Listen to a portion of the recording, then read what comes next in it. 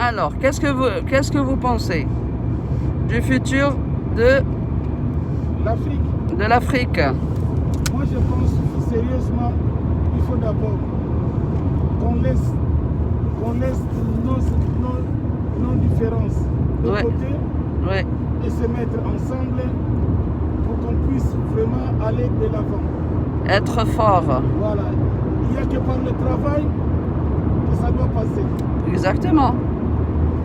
Et rester ou se mettre en victime, ça ne va rien résoudre. Ça ne va rien résoudre.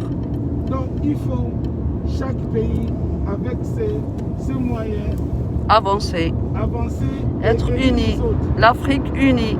Il faut que nous soyons solidaires. On doit être solidaire, on est solidaire, on a un bon cœur. Donc moi je pense qu'il faut déjà revoir vraiment l'enseignement. L'enseignement, la formation des jeunes, je suis d'accord. On nous a tous appris que pour être quelqu'un, il faut être médecin, économiste, avocat, juge, pilote, mais tout ça c'est vrai. Mais après nous, on a besoin aussi des gens qui fassent le reste. Chacun doit savoir de sa spécialité. Or, nous avons des terres. On a des terres, oui. Pour faire l'agriculture qu'on ne fait pas. On importe des choses que nous pouvons nous-mêmes cultiver. Exactement. Je prends tout le temps l'exemple du Congo. Avec 2 345 000 km² de superficie fertile. Fertile, imaginez-vous. On peut laisser tomber une graine, le lendemain ou 2 jours après, ça commence déjà à pousser. Oui. Et je ne comprends pas, un pays comme ça importe ce qu'il mange. Donc au niveau de l'enseignement, il y a vraiment beaucoup de choses à faire dans ce domaine-là. Il faut qu'on réforme. Mais l'enseignement, c'est la formation aussi professionnelle. Parce que les jeunes qui réussissent pas, comme vous avez dit, à être avocat, médecin, juge, tout ça, eh bien, il y a beaucoup de domaines à faire. Hein. Regardez dans beaucoup la formation professionnelle, il faut avoir de tout.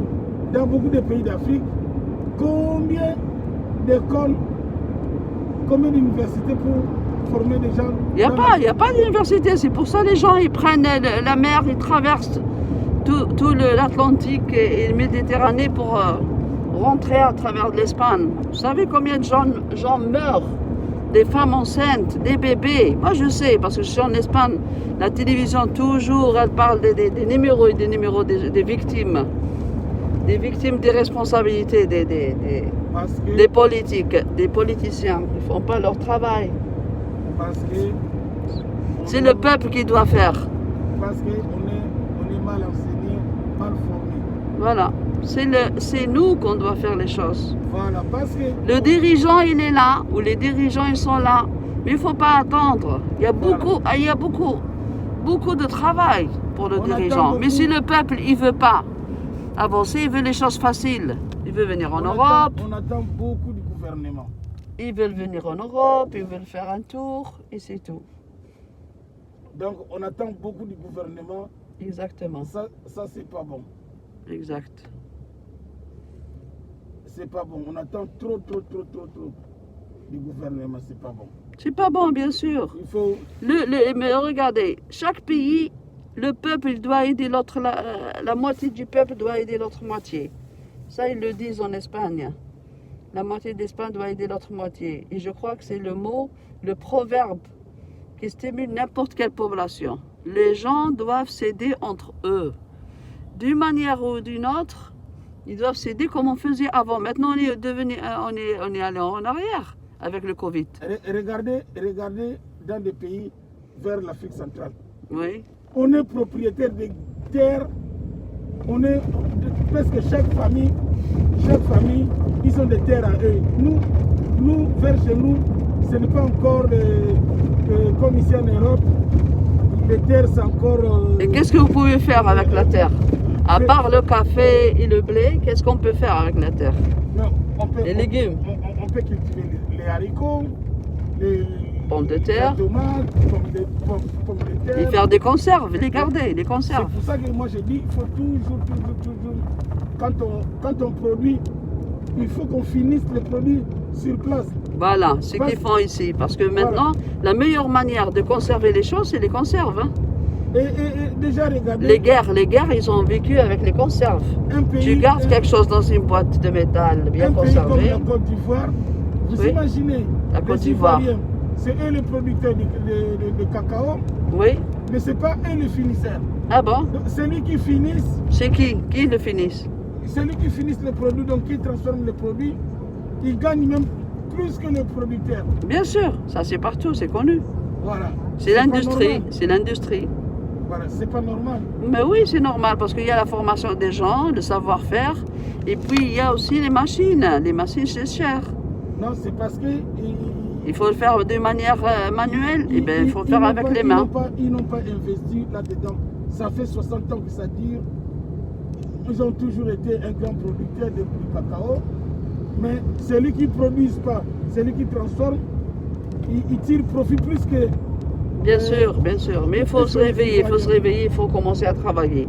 On peut être mieux que Singapour. Donc, il faut... La Singapour africaine. Voilà, il faut vraiment qu'on soit producteur et transformateur. Singapour c'est là où on de l'Afrique.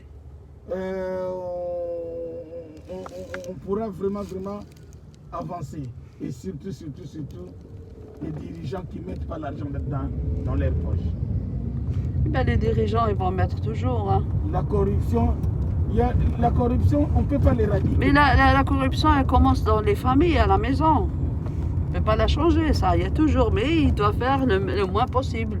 Il doit y avoir plus de contrôle. Moi, ce que je pense, oui. La corruption, on ne l'éradique pas. C'est comme la pauvreté. Oui. Il n'y a personne qui a le pouvoir d'éradiquer la pauvreté. On l'a tenue. Oui. On l'a tenue. On ne l'éradique pas. On l'a tenue. Non, parce qu'il y a besoin de beaucoup d'argent, tout ça. Donc, il faut savoir. Moi, je pense qu'il faut déjà qu'on arrive à avoir des dirigeants qui tirent profit différemment. Pas voler l'argent de l'État. Là-bas, ils ont toujours un système. Ils doivent revenir, les gens qui sont en Europe, aux États-Unis. Les gens qui ont travaillé ailleurs, ils ont appris, ils doivent revenir à aider le reste. Hein, si tout le monde qu'on est dehors, on donne des donatifs. Si on n'a pas d'argent, on donne notre temps. On donne notre temps à aller former. Quelques jours, comme ils font les fondations médicales, et bien fondations professionnelles, hein, de développement. Celui-là, il est plombier, et bien il donne des classes de plombier, l'autre il est ça, l'autre il est ça. Et prendre les machines aussi. Ici en Europe, nous les Africains, on a tous les métiers. Tous les métiers. C'est nous qui travaillons souvent dans des chantiers. Exactement. Voilà. On a tous les métiers. Et les machines, ils changent. La dernière génération des machines, nous, on a besoin, avec les premières machines, on fait un trou dans le ciel. Donc, il y a tout ça là à revoir. À étudier. Je suis confiant. Je pense vraiment parce que je vois déjà des signaux dans beaucoup de pays, surtout les pays anglophones. Oui. Dans des pays anglophones, il y a quand même des avancées. Et je souhaite vraiment que les francophones puissent emboîter les pas aussi. Présentez-vous, dites-moi de quel pays vous êtes? Je suis de l'Angola, moi. De l'Angola. Et l'Angola, combien d'habitants il y en a? Là, si je ne dis pas de bêtises, on doit être au niveau de 32 millions d'habitants. 32 millions? Ouais. Et la superficie? On a un pays presque 2 fois la France. 2 fois la France? Ouais. Il y a la moitié de la population. C'est magnifique. Voilà. Magnifique. Magnifique. C'est bien ça. Il faut faire des programmes de formation. Moi, je le sais, ça. Mais il faut avoir l'union de plusieurs. C'est pour ça qu'il faut... Déjà, plus on perd moins de temps et on est plus positif et actif. Déjà, il faut déjà des idées comme on est en train de parler là. Il faut vraiment que ça soit vraiment... Les interchanges. Voilà, que ça soit vraiment partagé. Voilà. Ben, je vais partager ça. Je vais vous l'envoyer sur votre téléphone et on va le partager. Comme ça, ils vont rentrer d'autres gens de ton pays ou d'autres, de n'importe quel pays de l'Afrique. Et même on accepte les gens qui aiment l'Afrique, qui peuvent collaborer avec nous, donner une idée, donner une formation, donner une machine. On ferme pas les portes. Nos portes. Bien sûr. Les portes sont ouvertes. Ouais. C'est du gagnant-gagnant que nous on veut. Exactement. Eh bien, on va avancer. Je crois qu'on va avancer. On est fort avec notre jeunesse. Non, on est fort. Mais avec nos jeunes. Ouais, des fois, on ne se rend pas compte que ils aiment leur pays. Donc il faut prendre ces gens-là.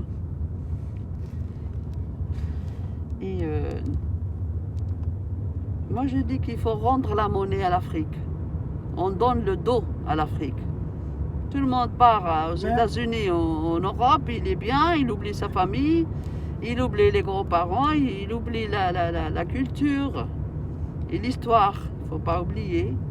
Les gens... Il faut prendre le positif des choses et avancer. Moi je pense beaucoup plus. Et tout ça arrive par ignorance.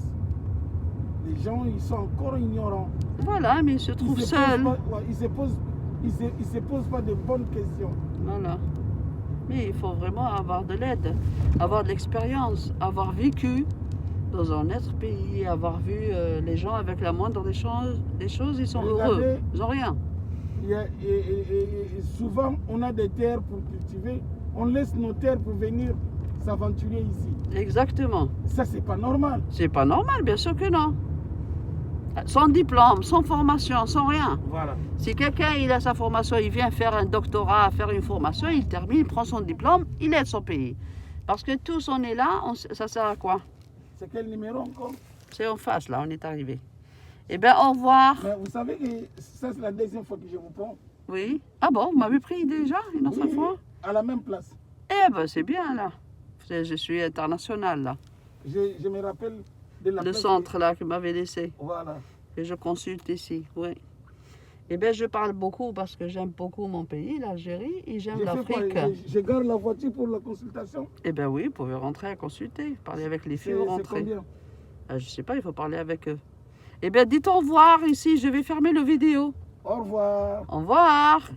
Joanne, votre nom?